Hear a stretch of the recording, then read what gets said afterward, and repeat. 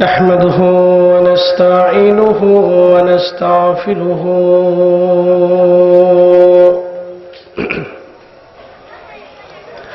ونعوذ بالله من شرور أنفسنا ومن سيئات أعمالنا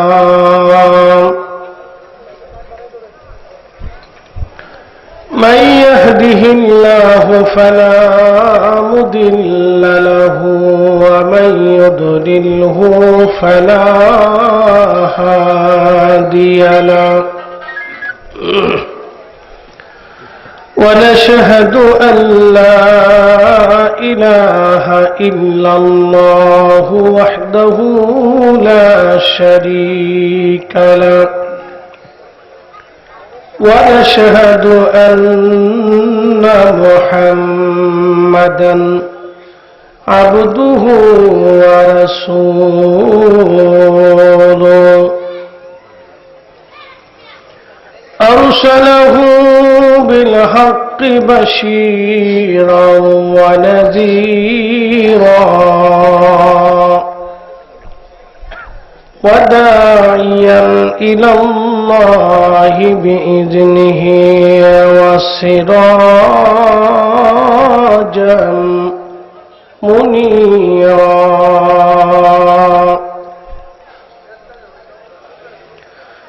أما بعد فقد قال الله تعالى في كلامه المجيد كيف تكفرون بالله وكنتم أمواتا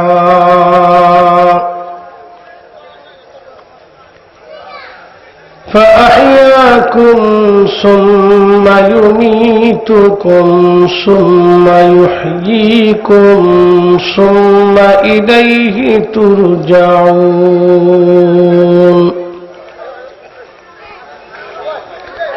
وفي آيات أخرى في شان حبيبه ومحبوبه إن الله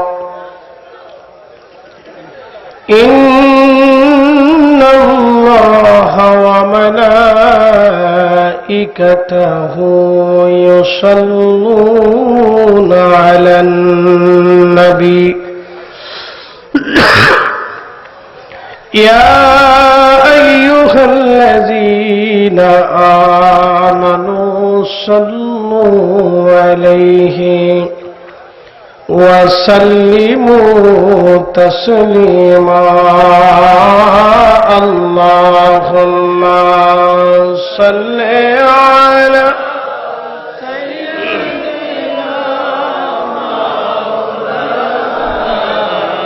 محمد وعلى آل سيدنا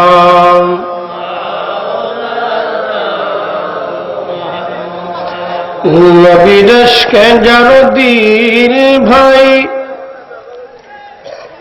এ ভুবনে কাঁদে না রোজ হাসরে ভাই জানতারা নবীজির দেখা পাবে না আল্লাহুম্মা সাল্লি আলা মাশাআল্লাহ আল্লাহু আকবার মুহাম্মদ ওয়া আলা আলি সাইয়্যিদিনা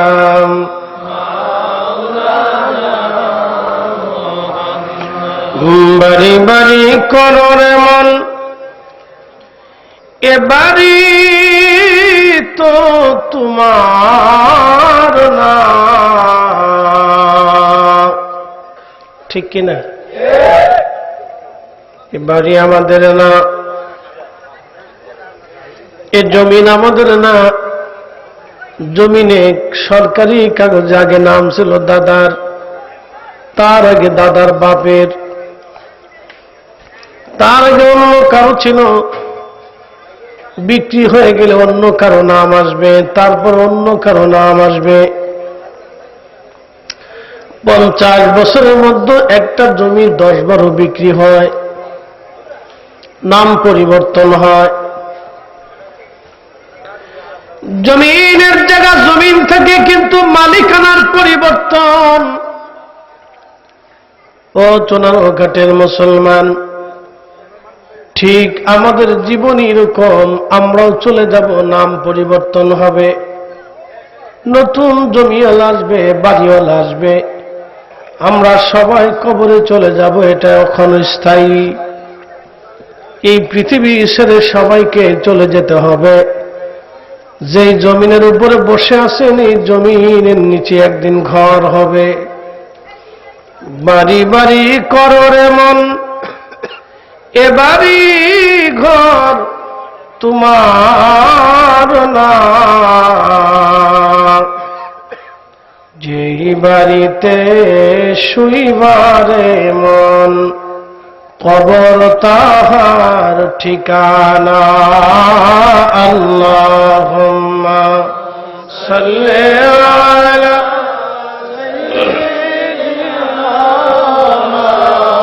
সাইয়্যিদিনা মুহাম্মদ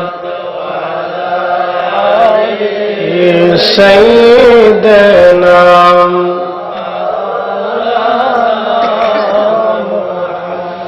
একটু জিকির লা ইলাহা জোরে লা ইলাহা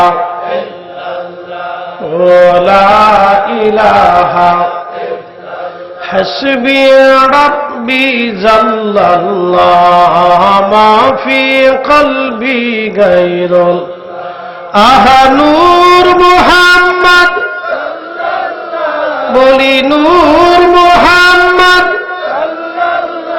পড়ি লা ইলাহা ইল্লাল্লাহ লা ইলাহা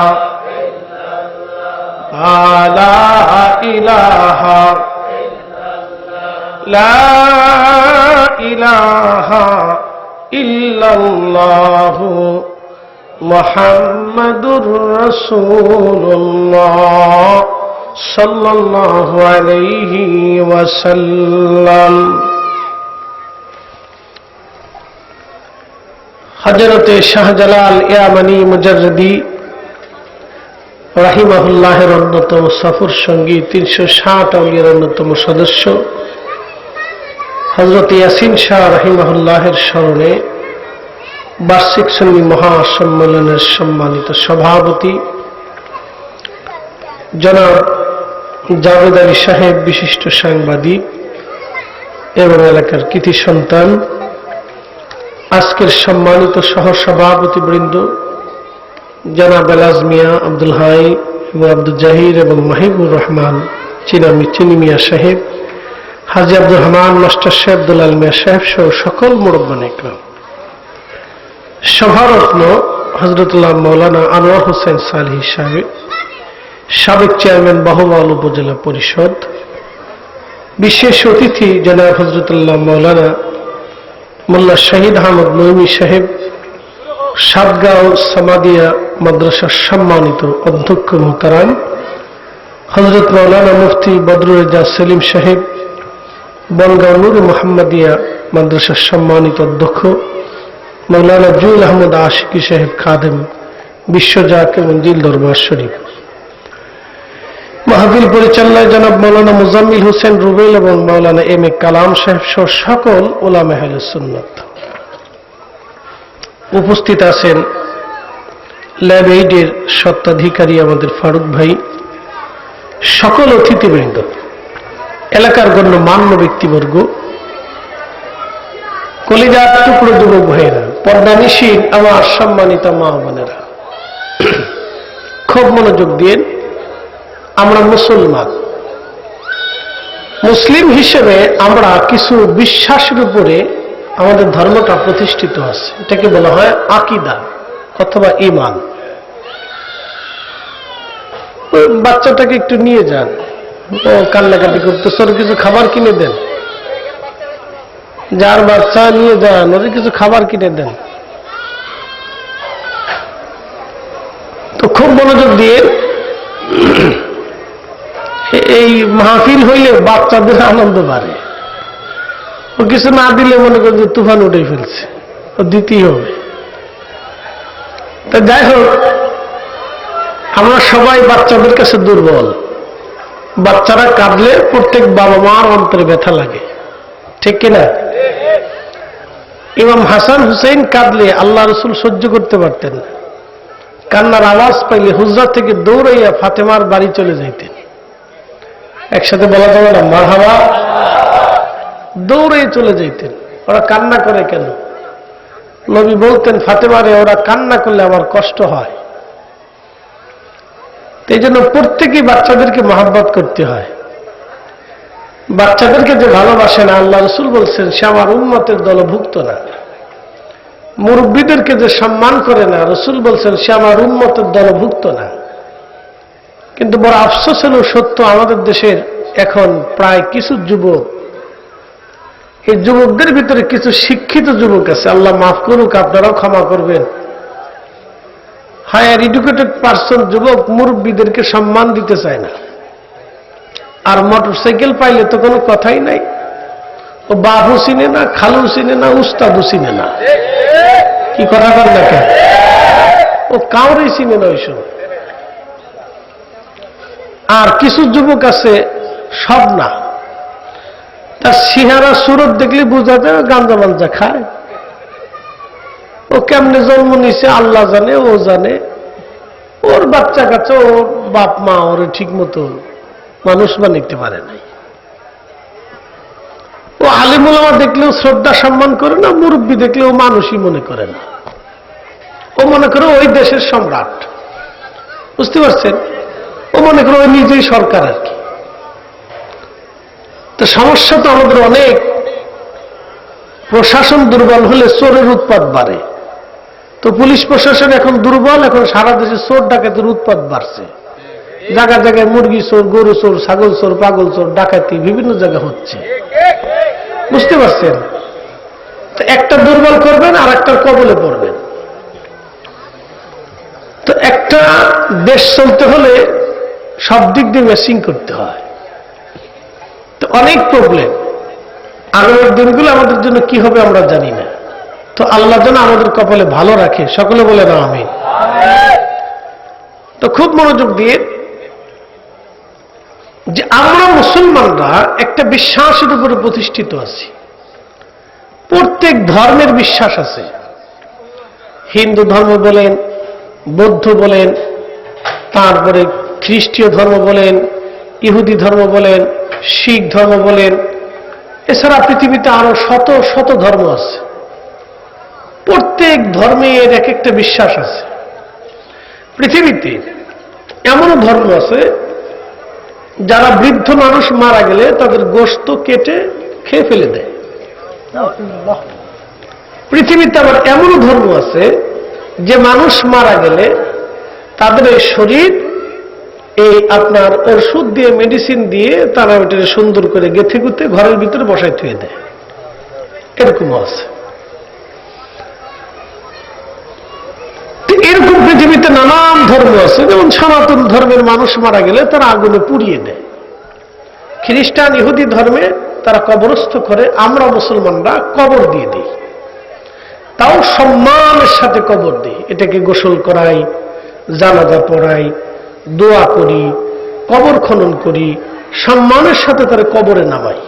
কথা বলেন ঠিক কিনা?